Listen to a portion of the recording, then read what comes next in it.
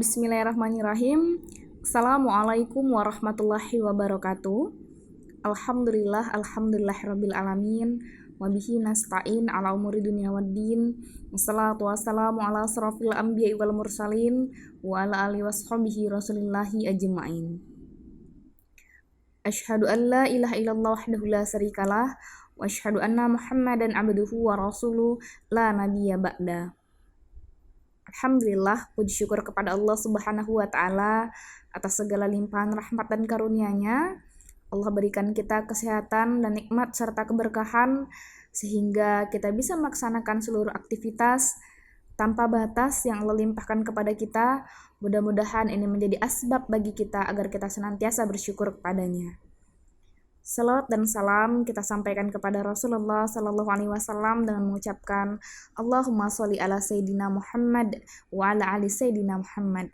Assalamualaikum ya Rasulullah. Baik Ananda, perkenalkan nama Ustazah Suci Rahmadani.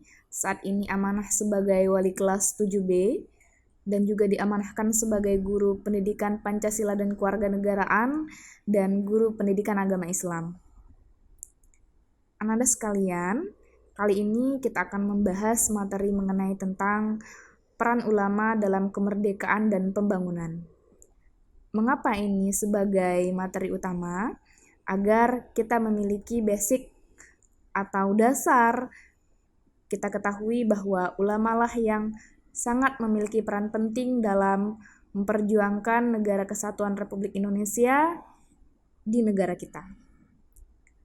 Baiklah, materi hari ini selaras dengan target lulusan Abdurrahman Islamic School. Ada 4 poin. Yang pertama, akhlak mulia, sehingga dengan mempelajari materi ini kita semakin memiliki akhlak yang baik. Kemudian kita juga semangat mencari ilmu, mencari tahu kebenaran setiap ilmu yang kita dapatkan agar bisa kita realisasikan.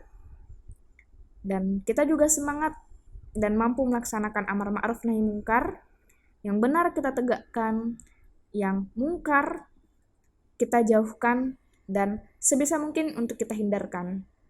Dan yang terakhir yaitu menghadapi tantangan menjadi warga dunia abad ke-21 agar kita menjadi global citizen, good man. Itu harus dan penting sekali. Baiklah Ananda, materi kita tentang peran ulama dalam kemerdekaan dan pembangunan. Yang pertama sekali kita lihat pada pembukaan Undang-Undang Dasar 1945 menegaskan atas berkat rahmat Allah yang Maha Kuasa dan dengan didorongkan oleh keinginan luhur, rumusan itu sangat indah, sesuai dengan rumusan akidah Ahlus Sunnah. Memadukan aspek rahmat Allah dan usaha manusia, yaitu perjuangan rakyat Indonesia. Bangsa Indonesia berjuang merebut kemerdekaan. Dan kita harus mengakui hal itu, bahwa Allah lah yang menganugerahkan kemerdekaan. Pengakuan itu kita letakkan dalam pembukaan konstitusi, dan sering kita baca setiap paginya pada hari Senin pada upacara bendera. Sehingga, dengan pemahaman demikian, sepatutnya kita sebagai warga Indonesia yang baik dan sebagai orang Muslim khususnya tidak boleh merasa bahwa kemerdekaan itu diraih semata-mata karena perjuangan rakyat Indonesia. Tetapi kemerdekaan adalah anugerah Allah dan kita pahami sebagai nikmat dari Allah yang wajib kita syukuri. Mengapa rumusan itu penting? Ananda, rumusan itu dihasilkan dari goresan tinta ulama dan cendekiawan muslim yang berunding pada Panitia 9 dalam BPUPK pada tahun 1945 yang menghasilkan dokumen sejarah penting yaitu Piagam Jakarta. Alhamdulillah, rumusan atas berkat rahmat Allah itu tidak dituntut untuk dicoret sebagaimana rumusan 7 kata pada awalan sila pertama, yaitu ketuhanan, dengan kewajiban menjalankan syariat Islam bagi pemeluk-pemeluknya. Dan kita juga harus pahami bahwa 7 kata itu kemudian dicoret dalam sidang PPKI pada tanggal 18 Agustus 1945. Bung Hatta mengakui bahwa ia mendapat telepon dari seorang perwira Jepang yang mengaku menyampaikan aspirasi kaum Kristen Indonesia Timur bahwa jika 7 kata itu tidak dihapus, maka mereka tidak mau bergabung dengan NKRI. Nah, bagaimanapun peristiwa itu telah menjadi sejarah. Kita ambil hikmahnya. Sebagai umat Islam, pada tanggal 17 Agustus adalah hari di mana Indonesia merdeka terlepas dari segala perbudakan dan penjajahan. Dan pada tanggal 18 Agustus adalah hari yang tidak untuk kita lupakan, di mana hari para tokoh Islam menerima tuntutan kaum Kristen Indonesia Timur demi terpeliharanya kemerdekaan dan demi persatuan dan kesatuan Negara Kesatuan Republik Indonesia. Dalam sidang BPUPK tanggal 13 Juli 1945, Kiai Haji Wahid Hasyim mengusulkan agar presiden adalah orang Indonesia asli dan yang beragama Islam. Begitu juga draft pasal 29 diubah dengan ungkapan agama negara ialah agama Islam dengan menjamin kemerdekaan orang-orang yang beragama lain untuk dan sebagainya. Mengapa demikian? Kata Kiai Wahid Hasyim, hal ini erat hubungannya dengan pembelaan. Pada umumnya, pembelaan yang berdasarkan atas kepercayaan sangat hebat, karena menurut ajaran agama, nyawa hanya boleh diserahkan buat ideologi agama. Tetapi usulan Kiai Haji Wahid Hasyim ditolak.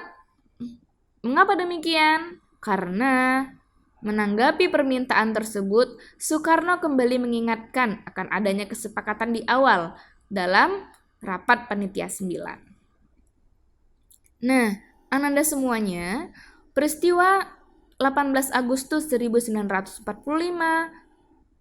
memanglah peristiwa sejarah di mana mencatat ulama lah yang memiliki andil yang signifikan dalam meraih kemerdekaan Negara Kesatuan Republik Indonesia. Bahkan perjuangan mengusir penjajah seringkali memadukan goresan tinta ulama dan kucuran darah para syuhada. Penjajah bukan soal politik dan ekonomi, tetapi juga masalah iman. Kenapa? Karena ia membawa misi yang sangat besar oleh para penjajah, yaitu misi gospel.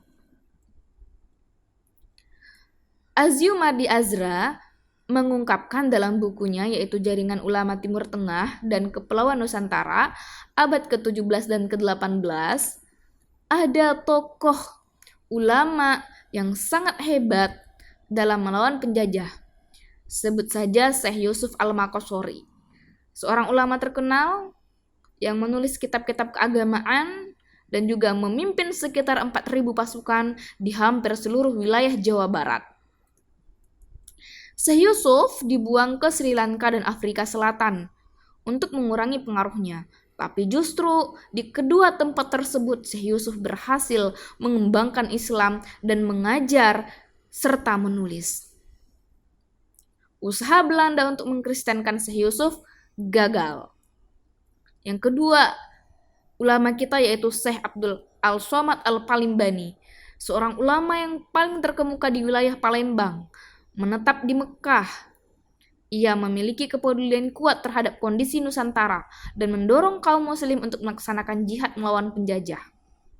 Bahkan setelah kemerdekaan diraih, para ulama tetap mengawal kemerdekaan Indonesia. Hal ini ditunjukkan oleh kepahlawanan Kiai Haji Hasyim Asy'ari dengan fatwa jihadnya pada tanggal 14 September 1945. Yang pertama, kemerdekaan Indonesia yang telah diproklamirkan pada 17 Agustus wajib dipertahankan. Umat Islam wajib mengangkat senjata melawan Belanda dan kawan-kawannya yang hendak kembali menjajah Indonesia. Yang ketiga, kewajiban tersebut adalah jihad yang menjadi kewajiban bagi tiap-tiap orang Islam, maka hukumnya adalah fardu ain. Dampak dari resolusi jihad tersebut, puluhan ribuan kiai dan santri berperang melawan tentara sekutu yang baru saja memenangkan Perang Dunia Kedua. 15.000 tentara sekutu dengan persenjataan serba canggih tak mampu menghadapi pasukan melawan pasukan kiai dan santri. Bahkan Brigadir Jenderal AWS Malabi tewas di tangan laskar santri.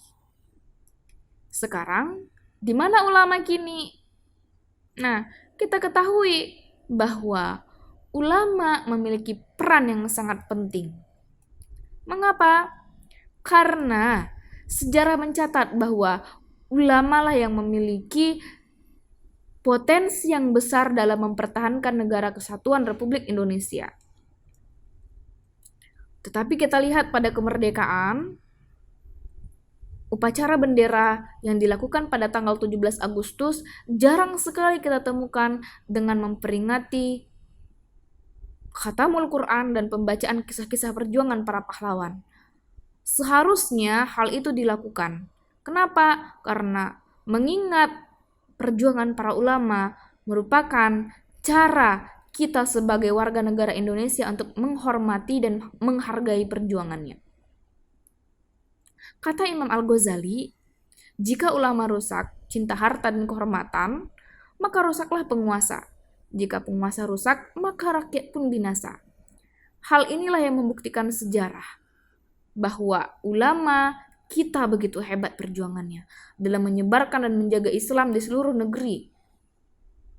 Begitu hebatnya juga dan cerdiknya para wali songo yang mendidik dan kemudian mengangkat Raden Patah sebagai Raja Muslim pertama di Tanah Jawa. Baik Ananda, dari materi tersebut dapatlah kita simpulkan bahwa ulama memiliki peran penting dalam kemerdekaan dan pembangunan.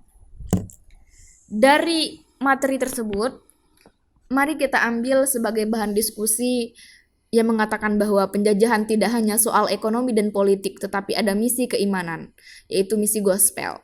Silakan Ananda cari apa itu misi gospel. Mengapa demikian?